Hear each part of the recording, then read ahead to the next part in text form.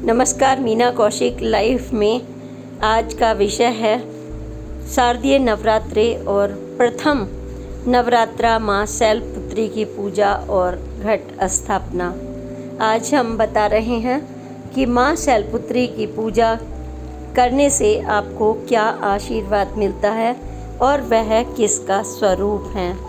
माँ शैलपुत्री को ब्रह्मा, शक्ति, विष्णु और महेश की शक्ति का प्रतीक माना गया है और उनके मस्तक पर चंद्र की शीतलता होती है जो हमें चंद्र दोषों से दूर रखती है और पूरे परिवार को धन, धान्य, ऐश्वर्य, सुख, सौभाग्य की दाता हैं। और इनका रूप बहुत ही सुंदर पर्वतराज की बेटी यह है जो पिछले जन्म में इन्होंने यानी पार्वती का ही यह रूप थी, सती माँ का। जब इससे भी एक संबंधित कहानी है जो आज मैंने पोस्ट में डाली है। माँ शैलपुत्री के अगर पूजा करके आप उनके रूप को अंदर अपने ग्रहण करेंगे तो आपका परिवार हमेशा हमेशा के लिए सुखी समृद्ध रहेगा और माँ का आशीर्वाद आपके साथ रहेगा। सृष्टि के निर्माता भगवान शिव, माँ पार्वती, माँ शैलपुत्री, माँ दुर्गा के हर 9 रूप आपके साथ रहेंगे। और उनको प्रसन्न करने के लिए आप क्या प्रसाद लगाएंगे और कैसे माँ छोटे से आपके प्रसाद से प्रसन्न हो जाती हैं और कैसे वो आपके घर को सुख, समृद्धि और शीतलता और समृद्धता देती हैं, ऐसा लगता है। देखिए। नमस्कार, मीना कौशिक लाइफ स्टाइल में आपका स्वागत है। आज की चर्चा शारदीय नवरात्रे में प्रथम दिवस पर माँ शैलपुत्री की पूजा कैसे करें और इनको प्रसन्न करने के लिए क्या प्रसाद लगाएं और इनको प्रसन्न करके माँ शैलपुत्री को आपको क्या आशीर्वाद मिलता है। और इसकी छोटी सी कथा भी कि माँ शैलपुत्री कौन है और किस रूप में हमें यह अपना आशीर्वाद प्रदान करती है। तो अगर हम बात करें शारदीय नवरात्रे की, वर्ष में 4 नवरात्रे आते हैं। शारदीय नवरात्रे का हमारे जीवन में विशेष महत्व है और जब शारदीय नवरात्रे समाप्त होते हैं तो उसके 10वें दिन यानी विजय लक्ष्मी के दिन हम दशहरा जिसको हम बोलते हैं, उस दिन भगवान रामचंद्र ने राक्षसों पर यानी कि घमंड के ऊपर, धर्म और अधर्म के जो युद्ध हुआ था उसमें विजय पाकर अपना जश्न भी मनाया था। और उससे पूर्व जो हमारे नवरात्रे रखे जाते हैं इसमें व्रत और माँ के अलग अलग स्वरूपों की हम लोग पूजा करते हैं। जो प्रथम उनका स्वरूप है माँ दुर्गा का। माँ दुर्गा के 9 रूपों की इन नवरात्रों में, जैसा कि नाम से ही आप लोग जानते हैं, नवरात्रि, तो इनकी पूजा की जाती है। तो अलग अलग रूप होते हैं, हम अलग अलग रूप में अलग अलग आशीर्वाद भी पाते हैं और अलग अलग प्रसाद से भी उनको प्रसन्न करते हैं। तो किस तरह से प्रसन्न करते हैं हम आज आपको बता रहे हैं। सबसे पहले हम घट स्थापना करते हैं। जैसा कि मीना कौशिक लाइफ स्टाइल में मैंने आपको शारदीय नवरात्रि की घट स्थापना और पूजा सामग्री दोनों पर ही पोस्ट डाली है कि कैसे करें विस्तार से। फिर भी मैं आज की पूजा के बारे में आपको संक्षिप्त में बताते हुए माँ शैलपुत्री पर हम आ रहे हैं।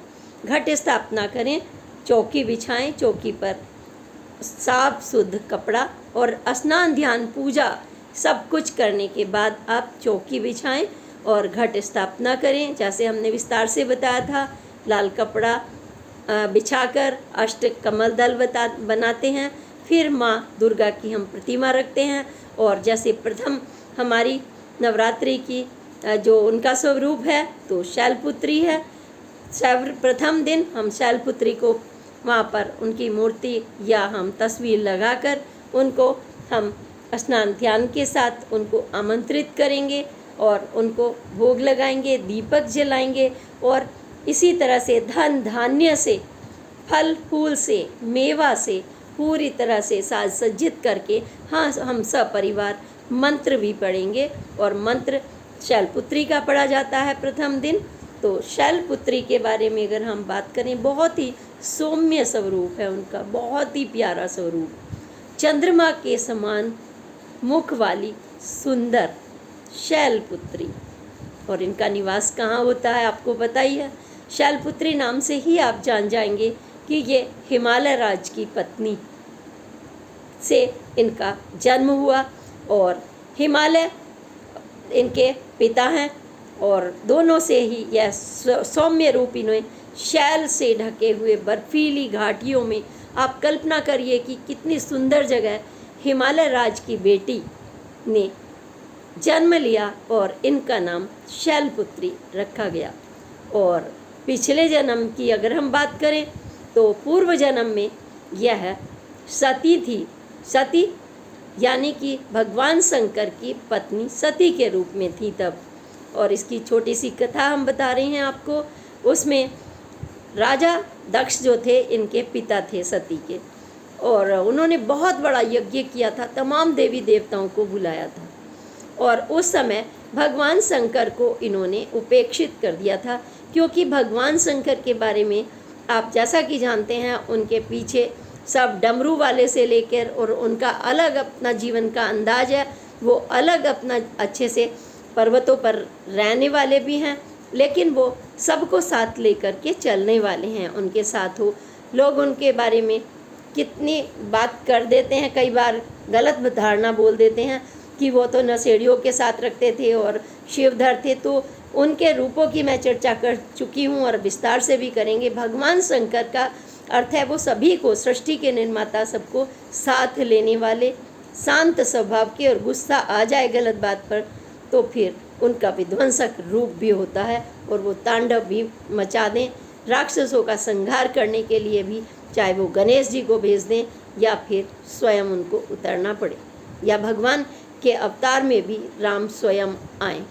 तो इस तरह से उन्होंने, राजा दक्ष ने जो भी कारण रहा हो परिस्थितियों वश, लेकिन उनके बारे में उनको आमंत्रित नहीं किया गया, और जो उनके स्वजन थे उन्होंने भी कुछ ऐसी अपमानजनक बातें भगवान शंकर के बारे में कही।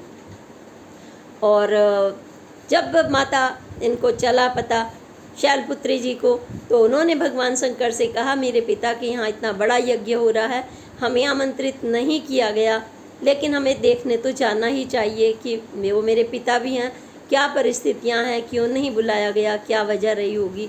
तो बहुत क्योंकि अब पति हैं तो समझ भी लेते हैं, और उधर पहले तो उन्होंने समझाया कि आमंत्रित नहीं किया गया तो हमें नहीं जाना चाहिए, लेकिन कई बार आपने देखा होगा ये भी एक संदेश दी जाता है, ये कहानी एक संदेश दे जाती है कि कुछ पत्नियां अगर बार बार मायके में भागती हैं बिना आमंत्रण के, तो उन्हें क्या अपमान झेलना पड़ता है, वह भी समझ जाएं कि बार बार ऐसे कदम उठाकर कहीं बिना बुलाए नहीं जाना चाहिए, जब तक कि कोई विशेष आमंत्रण पर तुम्हें आमंत्रित ना किया गया हो, क्योंकि आप अपने पति की अर्धांगिनी हैं।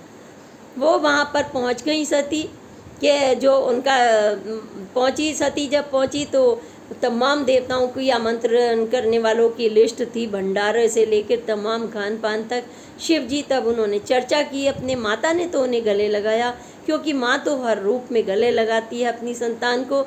माँ ने जाते ही गले लगा लिया, लेकिन जो उनकी बहनोई थी और बाकी अन्य लोग थे, उन्होंने उपवास किया कि देखो बिना बुलाए आ गई हैं, और इनके पति तो ऐसे हैं मस्त वाले, शायद इन्हें इसीलिए नहीं बुलाया गया।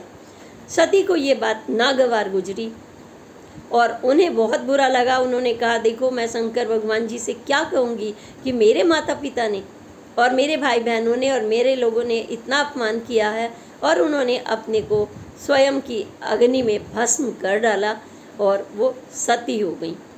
और जैसे ही शंकर भगवान के त्रिनेत्र खुले तो उन्हें गुस्सा आना स्वाभाविक था, और जो देवताओं को बुलाकर इतना बड़ा यज्ञ किया जा रहा था, उन्होंने बिल्कुल पूरी तरह से यज्ञ ध्वस्त उनके गुस्से की अग्नि से हो गया, क्योंकि ऐसा यज्ञ तो सफल हो ही नहीं सकता कि जहाँ पर किसी का अपमान हो जाए, और वहाँ बेटी का अपमान हो गया। तो इससे फिर जब उन्होंने दोबारा जन्म लिया तो ये पर्वतराज के यहाँ पर हिमालय पुत्री बनी, इनका नाम शैलपुत्री रखा गया, यानी ये भी शंकर भगवान की माँ पार्वती का ही स्वरूप है शैलपुत्री। इनका बहुत ही सौम्य रूप है। जैसे चंद्रमा अपने शिवजी चंद्र को धारण करते हैं, वही उनकी पत्नी शैलपुत्री भी अपने सुंदर स्वरूप के साथ, अपने प्यारे से व्यवहार के साथ अपना एक सौम्य रूप लेती हैं। और ये धन ऐश्वर्य की दात्री हैं। और अगर किसी पर चंद्र दोष हो तो ये चंद्र दोष को दूर करने वाली हैं। अब हम बताते हैं कि इनको प्रसन्न करने के लिए नवरात्रि में क्या किया जाता है। तो घट स्थापना, जैसे हमने बताया कि धूप दीप दीपक जला करके कपूर अगरबत्ती फल फूल मेवा दूध गंगा जल और इसके साथ ही उनके मंत्र, उनकी आरती के साथ पूरा परिवार, जब एक बहुत ही सुंदर ऐसा रूप होता है कि माँ शैलपुत्री स्वयं हमारे दरवाजे पर आकर हमारे सामने विराजमान हो गई हैं, वो हम आप रूप रखें। घट स्थापना के बाद उनके लिए पूरे रूप से उनको आमंत्रित करके आसन दीजिए, उनके चरण धोने तक उसमें गंगा जल रखिए, कच्चा दूध मिलाकर रखिए, शहद रखिए और स्नान ध्यान पूरे उसके साथ उनका पूरा श्रृंगार अर्पित करिए। उनका माँ का श्रृंगार जरूर होना चाहिए हर रूप में, और उनका पूरे आदर सत्कार से उनको आमंत्रित करके आरती के साथ, फिर उपासना करके कपूर के साथ पूरी आरती करके फिर प्रसाद उनको ग्रहण कराएं, फिर वही परिवार में भी वितरित करें। वो क्या प्रसाद होगा आप जानना चाहेंगे कि वो माँ शैलपुत्री जो खुद इतनी सौम्य स्वरूपा हैं, वो किस प्रसाद से खुश होंगी, यानी कि श्वेत। उनका मन श्वेत है, उनके अंदर शीतलता है, तो उनको ऐसा ही हम भोग लगाएंगे। उनके लिए अगर आप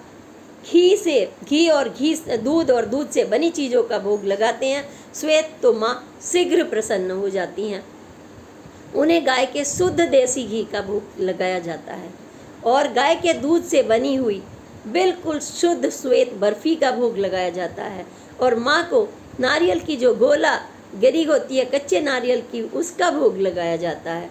माँ को चंद्रमा जिससे प्रसन्न हो जाते हैं, जो शिव के यहाँ पर धारण करते हैं चंद्रमा को, उनके अंदर शीतलता भी है। जहाँ वो एक विषधर गले में डालते हैं तो उनके मस्तिष्क में, आप सोचिए इनका एक एक, आप अपने दिमाग में सोचिए ये हमें नवरात्रा क्या बताता है, ये पूजा पाठ परंपराएं, कि आपको मस्तिष्क को हमेशा शीतल रखना है।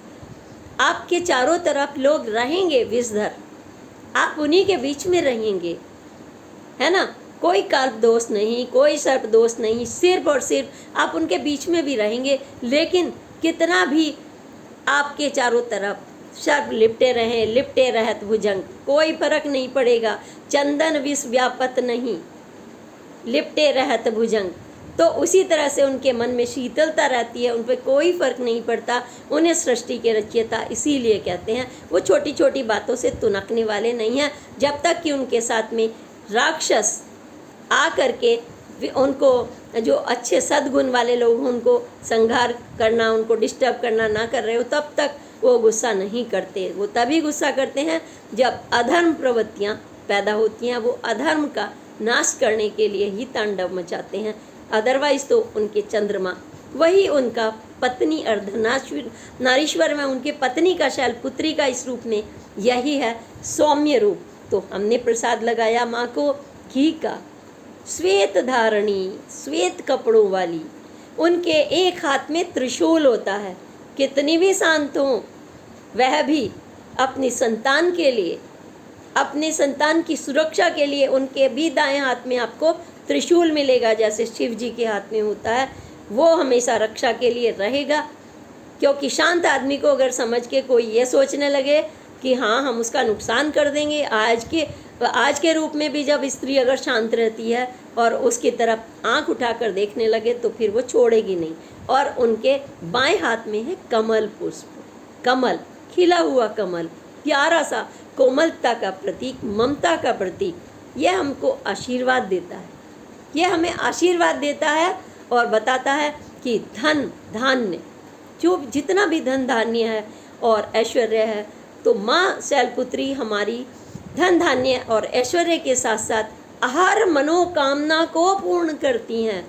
आपके अंदर जो भी मनोकामना हो, आपको नौकरी को लेकर है, संतान को लेकर है, पति को लेकर के है, आपको ऐश्वर्य को लेकर है, बच्चों को लेकर के है, या आपके अंदर कोई और मनोकामना है कि कोई समस्या आ रही है वो दूर होनी है, यानी कि रिद्धि सिद्धि बनकर माँ शैलपुत्री शांत स्वभाव के साथ जब आप उनकी गोद में अपना सर रखते हैं झुका करके कि माँ अब जो कुछ भी है आप ही को, उनका नाम लेते हुए माँ शैलपुत्री नमस्तुभ्यम नमो नमः करके जब हम झुकते हैं और हम गोलागिरी उनके साथ खीर और प्यारा सा देसी घी का प्रसाद दीपक जला हुआ जो हमारी रोशनी को जगमग कर देता है, जो हम चंद्रमा की पूजा कर रहे हैं उनके रूप में हम बर्फीली ठंडी ठंडी उन पहाड़ियों की कर रहे हैं, जब हम गर्मी से तड़पते हुए जाते हैं घूमने के लिए पर्वतराज की श्रृंखलाओं पर, तो लगता है कि हम कहीं स्वर्ग में आ गए हैं। तो भगवान शंकर कहाँ रहते थे और माँ पार्वती स्वर्ग में। आज भी उनका यही हाल है, क्योंकि वो शीतल। लेकिन जब वह भागम भाग की ज़िंदगी में देखते हैं अपनी संतान को, यानी कि जो उनकी हम सृष्टि के उनका अंश है हम सब, तो उनको परेशान देखते हैं तो त्रिशूल लेकर के फिर वो नहीं छोड़ते, विध्वंस शक्तियों का नाश करने से नहीं चूकते। तो जब भी आपको उनकी रिद्धि सिद्धि दाता की ज़रूरत पड़े आपको, और ज़रूरत ही क्यों पड़े आपको, अगर आप उनका रोज़ नमन करिए अपने मन में, अपने अंदर आप शिव को, अपने अंदर माँ शैलपुत्री को, देवी दुर्गा माँ के अंदर अपने जितने भी 9 रूप हैं अपने अंदर धारण कर लीजिए, अपने बच्चों को वही संस्कार दीजिए।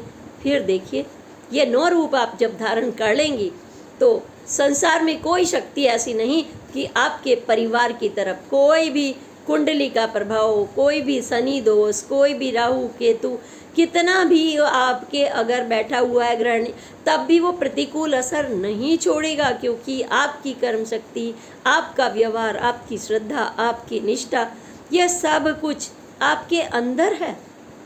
यही हमारी परंपराएं सिखाती हैं। अगर हम प्रतिवर्ष साल में 4 बार नवरात्रे मना रहे हैं तो इसका भी तो यही महत्व है ना।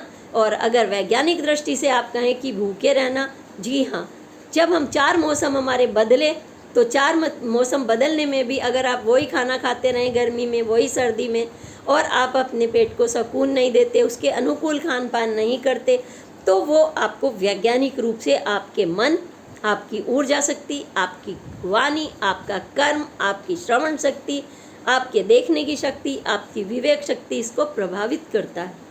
इसलिए हम अपने खान पान से भी उसे संतुलित करते हैं, मन में धारण करते हैं। हम मन से, मन क्रम वचन से खुद को संतुलित करते हैं। ये व्रत करके, व्रत करने का अर्थ यह नहीं है कि आपने खाना नहीं खाया और दिन भर कुछ उल्टा सीधा खाया। आप अपने मस्तिष्क को सुकून देते हुए माँ शैलपुत्री का धारण करते हुए स्वयं उसमें समा जाइए। आप लगे कि आप स्वयं माँ शैलपुत्री स्वरूपा है। आप हैं ना अपने परिवार की, आप अपने परिवार की तो शैलपुत्री ही हैं। आप ही को तो संभालना होता है। माँ ने आपको जन्म दिया है, माँ ने आपको शक्ति दी है, 5 इंद्रियां दी हैं, आपको ऊर्जा दी है, सूर्य की, चंद्र की शीतलता दी है, आपको कर्म शक्ति दी है, घोड़े के समान आपको सभी कुछ दिया है। तो इन विकारों पर आपको विजय प्राप्त करने के लिए आप अनुकूल खाना खाएंगे, मौसम के मुताबिक ठंडा शीतलता प्रदान करने वाला खाना, जैसे खीर और बर्फ़ी, दूध से बनी हुई चीज़ें वो अर्पित करिए। बच्चों को भी वही खिलाइए, क्योंकि यह वह समय होता है जब हम चैत्र मास के ये नवरात्रे होते हैं, शारदीय नवरात्रे, और इसमें हम समृद्धि का प्रतीक जो है जौ भी बोते हैं। हरियाली, आपके घर में हरियाली आ जाती है क्या? घट स्थापना के समय जो हम जौ बोते हैं, ये सब काम करने के साथ ही पूजा करने के, हवन यज्ञ, आपका पूरा जो घर का 9-10 दिनों तक ऐसा इतना प्यारी प्यारी सुगंध आती है। जब आप हवन करते हैं, माँ को धूप दीप जलाते हैं, कपूर जलाते हैं, जितनी निगेटिविटी है आपके घर में, धूल मिट्टी से जो गर्मी में बन जाती है, सफाई करने के बाद दीपावली से पूर्व नवरात्रि में आप एक ऐसा अनुभव करते हैं कि भगवान श्री राम, भगवान शंकर, माँ पार्वती, दुर्गा, आपके घर सरस्वती माँ और आपके गणेश जी, कार्तिक जी, आपके बाबा बजरंग बली, कृष्ण भगवान, लड्डू गोपाल जी सब आपके घर में आ रहे हैं और पैतृक भी देखने के लिए आ जाते हैं ये पितरों में नवरात्रे से पहले कि हमारे संतान के पास क्या क्या है और किसको वो नमन कर रहे हैं, उनके कैसे संस्कार हैं। वो प्रसन्न होकर आज विदा करके चले गए हैं और कल से नवरात्रि की पूजा के साथ माँ शैलपुत्री की यह पूजा की जा रही है। तो माँ शैलपुत्री की पूजा हमने बड़े ध्यान से की है और आप सब तैयारियां कर रहे होंगे, आपने तैयारियां कर ली होंगी। स्नान ध्यान के बाद पूरा आप अपनी पूरी संतान के लिए माँ शैलपुत्री से आशीर्वाद मांग लीजिए। वो उनका आशीर्वाद हमेशा हमेशा आपको ऐसे ही आशीर्वाद देता रहेगा। उसके अगले दिन आप फिर 9 स्वरूपों की एक एक करके मैं बताऊंगी आपको। हर रोज़ एक पोस्ट देती रहूँगी, मैं पूर्व में भी डाल दूँगी ताकि आप हर दिन पहले से ही तैयारी करके रखें और ईश्वर का प्रसाद लेकर के उनसे माँ से हाथ जोड़कर आप 9 के 9 दिन पूजा करेंगे और फिर विजय जश्न मनाएंगे और अपने मन की इंद्रियों पर भी आप नियंत्रण रखेंगे, क्योंकि जब भी हमारे अंदर कोई बुराई या विकार आता है, चाहे वो बीमारी के रूप में आए या हमारी सोच के रूप में आए, हमें उस पर कंट्रोल रखना है। अगर हम कंट्रोल रखते हैं तभी देवताओं का हमें आशीर्वाद मिलता है। तो माँ शैलपुत्री आप सभी के लिए रक्षा बनकर आएंगी और आपको विशेष आशीर्वाद देंगी, धन धान्य का, ऐश्वर्य का आशीर्वाद देंगी, चंद्र की शीतलता देंगी। और इसी के साथ आप समापन के समय आरती करेंगे, आरती के साथ प्रसाद वितरण करेंगे और इसी के साथ माँ शैलपुत्री की जय। प्रणाम, जय हिंद, जय भारत। अगली पोस्ट तक के लिए और दूसरे दिन फिर से मैं ब्रह्मचारिणी जी, फिर चंद्रघंटा माता, स्कंद माता, सारे 9 के 9 रूपों का आपको एक एक करके पूजा विधान और उनके बारे में बताती रहूँगी। और इसी के साथ आप माँ शैलपुत्री के नाम पर जैसे नमन करते हैं ऐसे ही हमारे मंच से जुड़ने के लिए प्लीज़ एक शक्ति के रूप में इस चैनल से जुड़ेंगे, सब्सक्राइब करेंगे, मुझे अच्छा लगेगा, क्योंकि मैं सिर्फ पॉजिटिव बात करती हूँ। किसी का भी बुरे रूप का वर्णन नहीं करना चाहिए, क्योंकि हम नकारात्मक बात करने से नकारात्मकता आती है। कभी मत सोचिए नकारात्मक, सोचिए ईश्वर जो कर रहे हैं। शायद एक हाथ से जब कुछ वो लेते हैं, कभी आप पर नहीं भी होता, और जब तक वो लेते नहीं हैं तो देंगे कैसे बड़ा।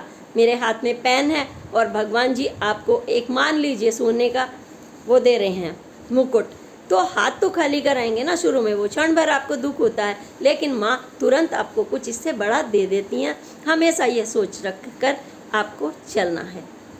प्रणाम, जय हिंद, जय भारत।